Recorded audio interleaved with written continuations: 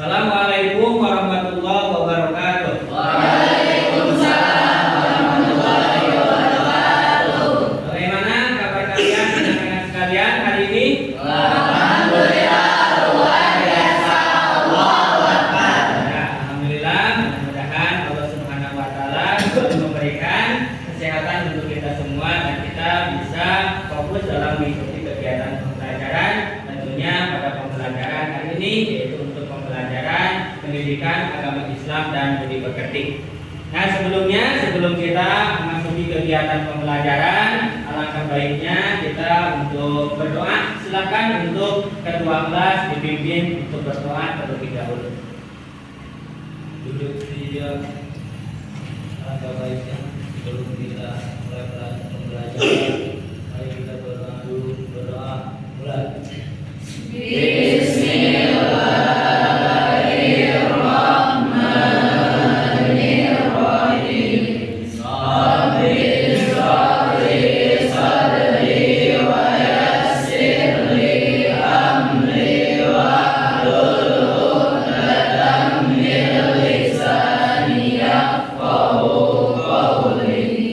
Doa selesai. Bersalam.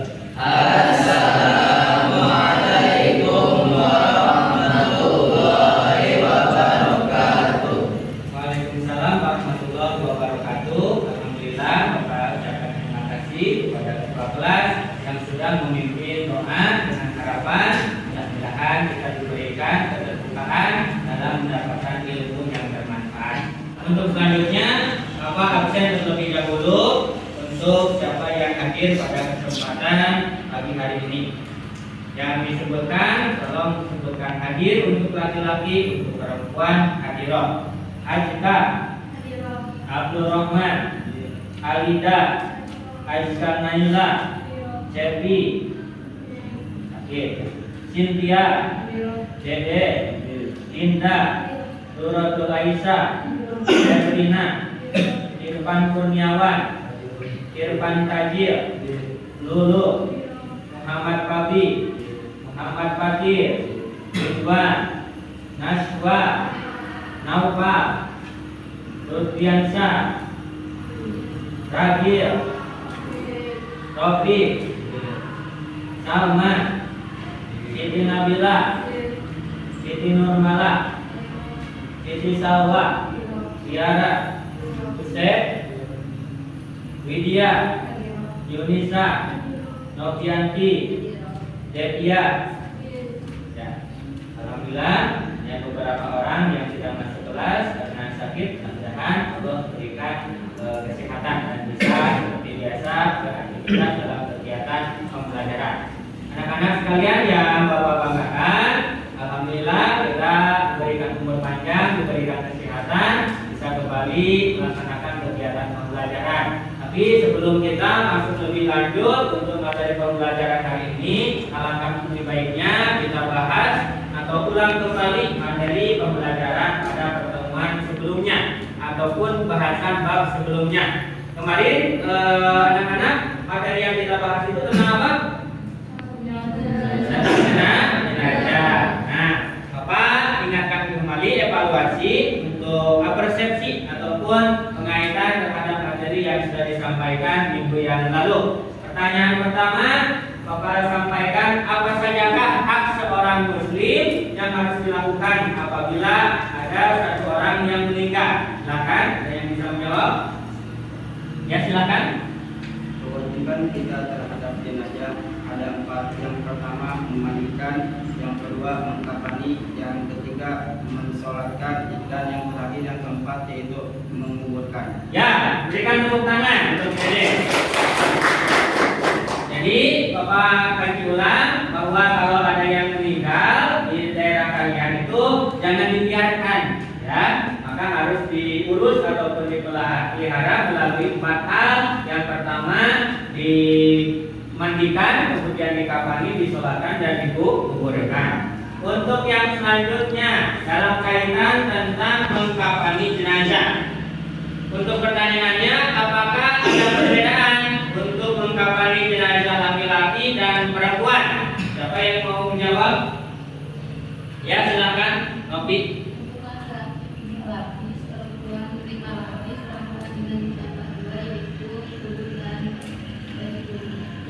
Berarti laki-laki 3 lapis, sedangkan perempuan di 5. Tambahannya 2 karena perempuan itu ditambah dengan baju kurung, gamis ataupun juga gelung. Ya bagus. Satu lagi, ya hal-hal apa sajakah yang harus diperhatikan ketika kita akan mensolatkan jenazah? Siapa? Coba. Depan atau belakang? Oh ya belakang, bagus. Apa jawabannya? Suci, baik badan, tempat, maupun makan, lalu sudah dimandikan dan diapain, ditempatkan di tempat orang yang akan belakang atau disolat duluan. Ya, bagus. Tiara, untuk hal yang harus diperhatikan ketika kita mau mensolatkan jenazah, berarti harus diperhatikan dulu keadaan jenazahnya, harus suci dari hadas, ditempatkan di tempat yang tinggi ya supaya tidak terganggu dari gangguan binatang ataupun hal yang tidak diharapkan seperti itu ya. Itu kajian yang kemarin sudah kita bahas materi tentang bab jenazah ya. Nah hari ini kita akan mengkaji materi tentang khutbah. Sebelum masuk materi tentang khutbah, Bapak sampaikan dulu apa sajakah aspek yang harus kalian perhatikan dalam kajian bahasan ini terkait dengan tujuan pembelajarannya. Yang diharapkan setelah kalian mengkaji materi ini, kalian mampu untuk menerapkan apa-apa saja yang termasuk ketentuan khutbah. Yang kedua, kalian bisa bekerja sama dalam menegakkan khutbah. Kemudian yang ketiga, kalian diharapkan bisa berdiskusi dengan peserta didik yang lainnya, mencontohkan apa saja bentuk khutbah yang ada di masyarakat kita. Kemudian juga yang selanjutnya kalian bisa menentukan pelaksanaan khutbah dan bisa mempresentasikan pelaksanaan kegiatan khutbah. Oleh karena itu, dengan tujuan pembelajaran itu yang sudah Bapak paparkan barusan, semoga kalian bisa lebih luas menggali informasi melalui apa yang sudah kalian pegang, itu buku panduan pembelajaran PAI untuk kelas 11. Silakan kalian buka di halaman 54. Silakan Bapak kasih waktu untuk literasi atau membaca materi yang berkaitan dengan sub pembahasan kita hari ini, yaitu tentang khutbah. Silakan. Tadi Bapak minta untuk dipresentasikan apa yang kalian dapat, ilmu yang kalian baca di buku panduan materi terkait dengan khutbah.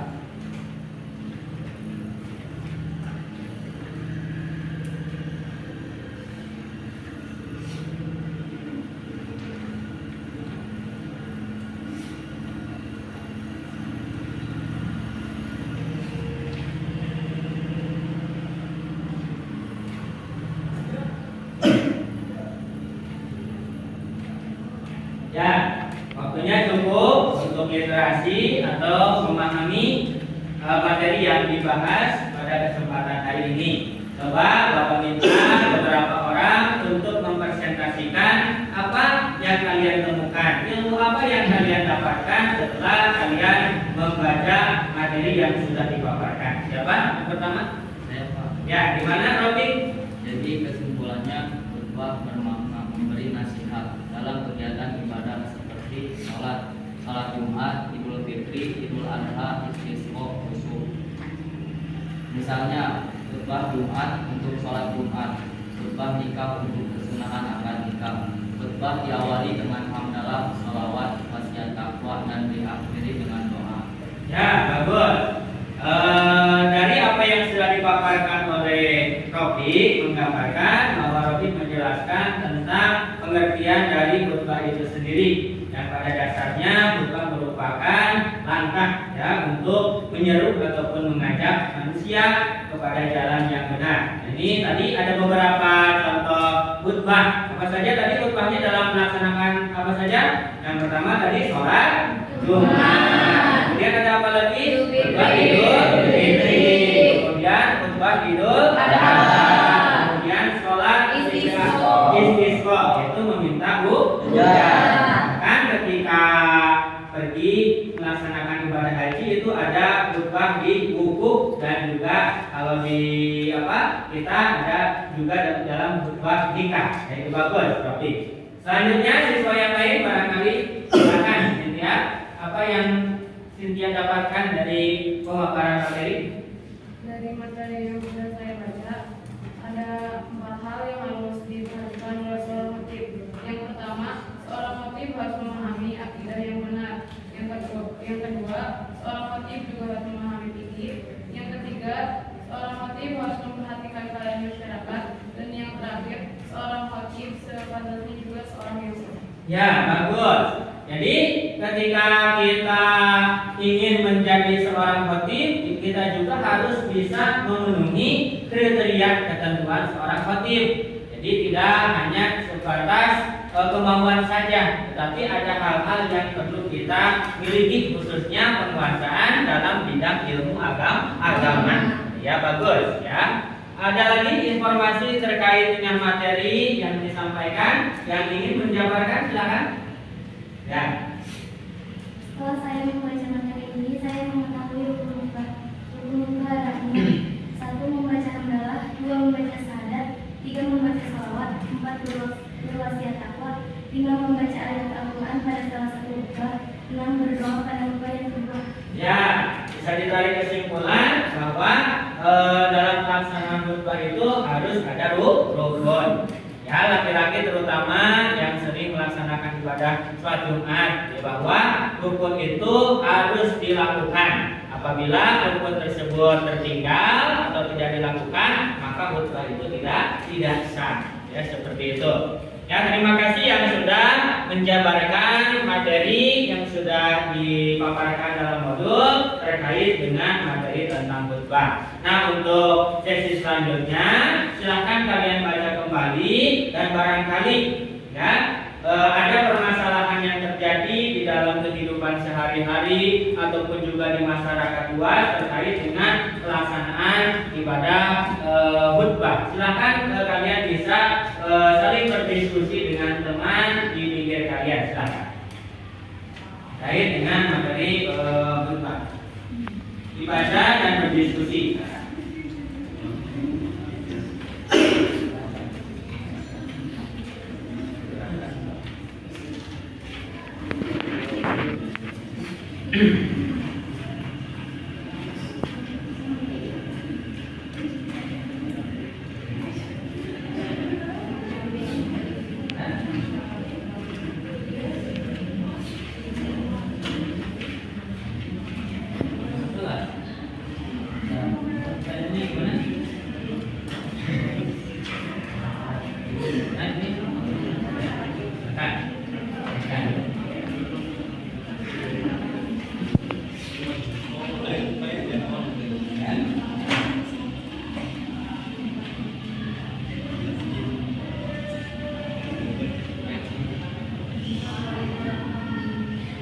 Bagaimana anak-anak sekalian?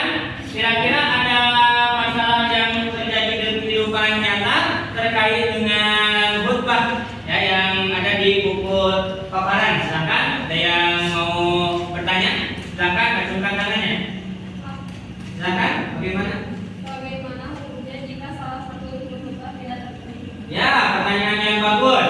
Apabila rukun khutbah tidak bisa terpenuhi, siapa yang sudah tahu dan sudah menemukan jawaban terkait pertanyaan dari Azka? Silakan. Jungkan tangan, ya silakan.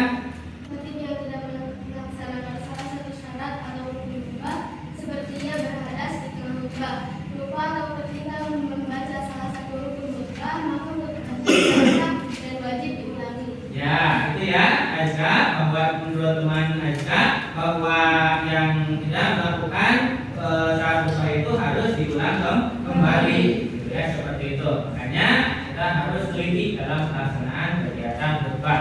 Ada lagi yang menemukan permasalahan baik di buku ataupun juga di masyarakat, di lingkungan sekitar terkait pelaksanaan khutbah? Silakan. Silakan, Salwa, gimana? Mengapa pada saat khutbah diwajibkan memperhatikan dan mendengarkan? Ya, mengapa pada saat pelaksanaan khutbah itu perlu kita mendengarkan dan memperhatikan? Ya, jangan tidur gitu ya. laki-laki biasanya tertunggu kan tidur kan ya. Siapa yang mau mencoba menjawab? Ya silakan Lydia.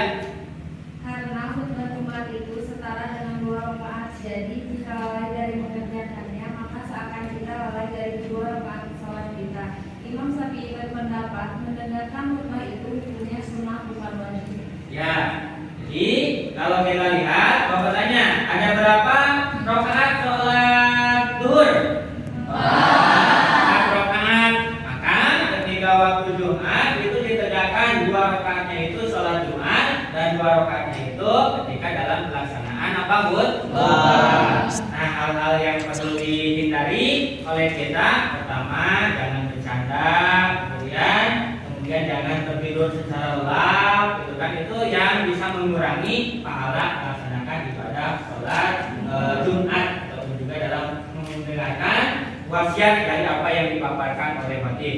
Selanjutnya ada yang menemukan masalah lagi? Ya silakan gimana Irfan? Ini Pak, pas saya melaksanakan sholat Jumat di kampus saya, Ya. saya melihat si khutbah itu tidak duduk di antara 2 khutbah. Oh, ya. Pak? Oh gitu ya. Jadi permasalahannya itu si khatibnya itu gak mau duduk mungkin ya untuk di masyarakat ini ya tempat Irfan ya. Jadi terus saja berdiri ya seperti yang bendera gitu ya mungkin ya. Nah, gimana solusinya? Apakah boleh atau tidak? Coba ada yang bisa memberikan solusi? Ya Pak. Oh ya silakan, tapi Menurut Imam Syafi'i dan ulama Syafi'iyah, duduk di antara 2 khutbah merupakan bagian syarat khutbah Jumat. Oleh karena itu, jika seorang khatib tidak duduk di antara 2 khutbah, baik sengaja atau lupa, maka khutbahnya dihukumi tidak sah. ya bagus. Jadi itu ya, Irfan ya. Paham apa yang disampaikan Mami? Paham? Ya. Jadi harus apa? Tetap harus duduk di antara 2 khutbah. Meskipun itu seorang polisi, tentara, bukan ya, yang kuat, tapi kalau pelaksanaan khutbah itu harus duduk dulu sejenak. Itu menandakan ada jeda.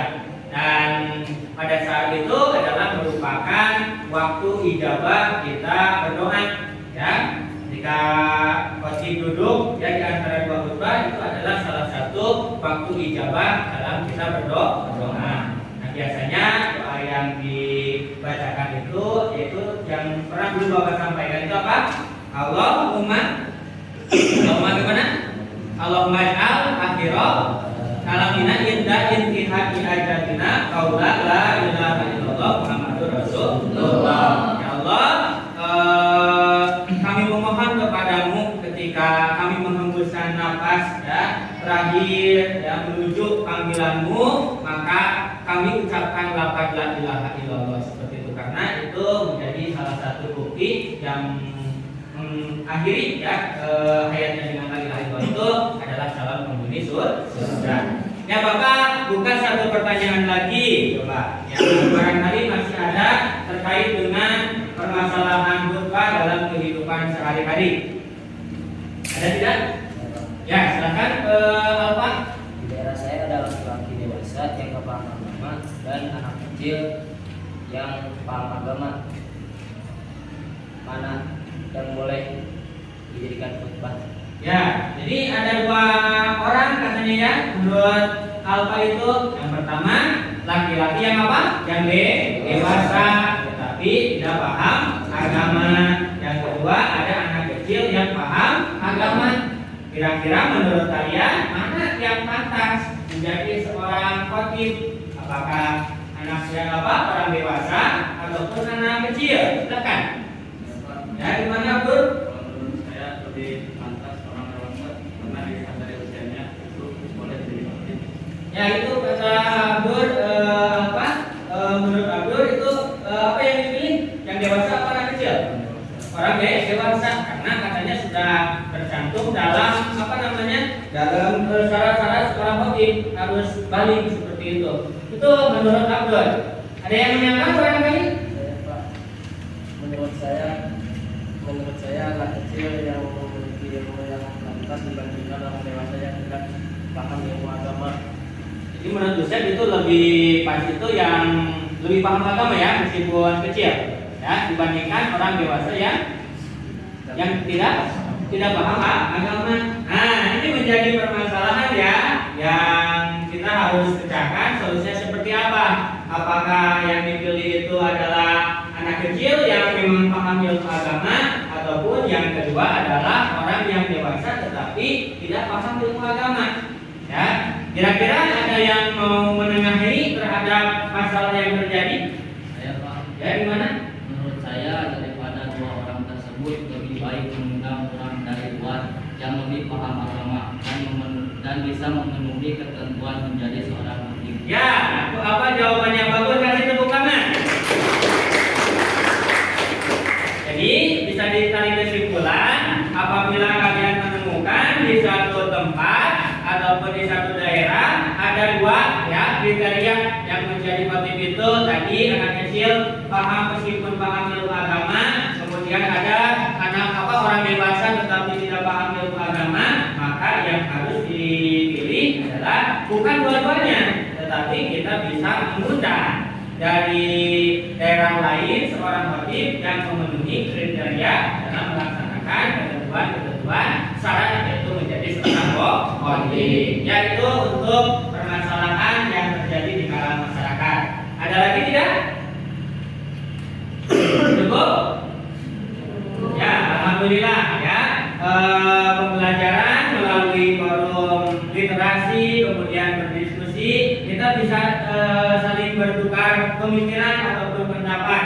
Ya, apa yang Naswa rasakan pembelajaran secara diskusi ini? Apa saja?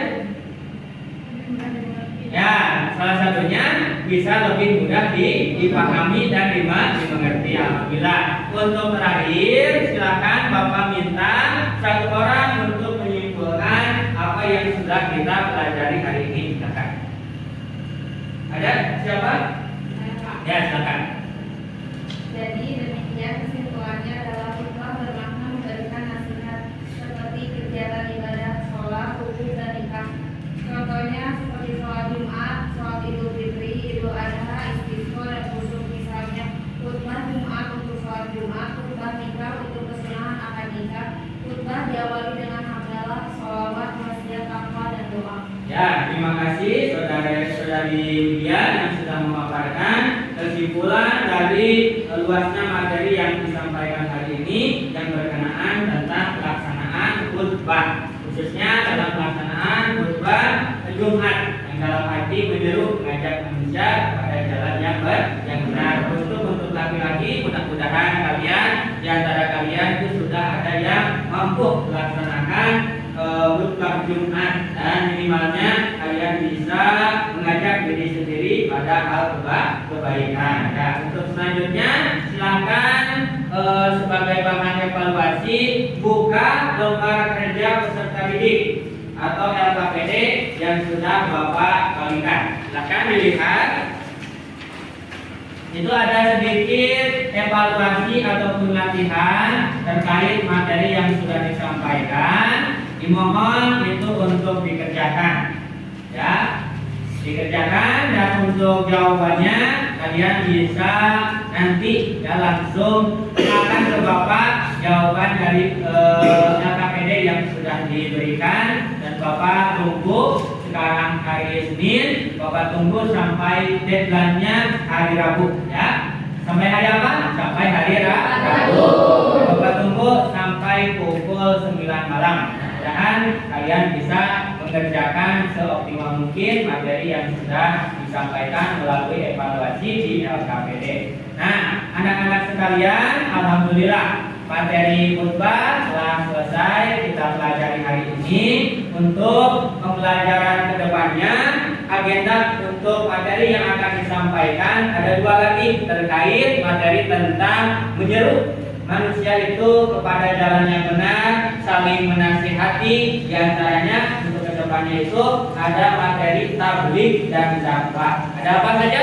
Tabligh dan dakwah. Insyaallah mudah-mudahan kita bisa kembali bertemu berjumpa pada pertemuan yang akan datang. Untuk hari ini dicukupkan sekian. Mari kita sama-sama akhiri pembelajaran untuk materi pembelajaran pendidikan agama Islam dan budi pekerti ini dengan sama-sama melafalkan hamdalah bersama alhamdulillah. Sekian apa yang Bapak bisa sampaikan, mudah-mudahan bermanfaat. Terima kasih atas perhatiannya. Mohon maaf atas segala kekurangannya. Wassalamualaikum warahmatullahi wabarakatuh. Waalaikumsalam.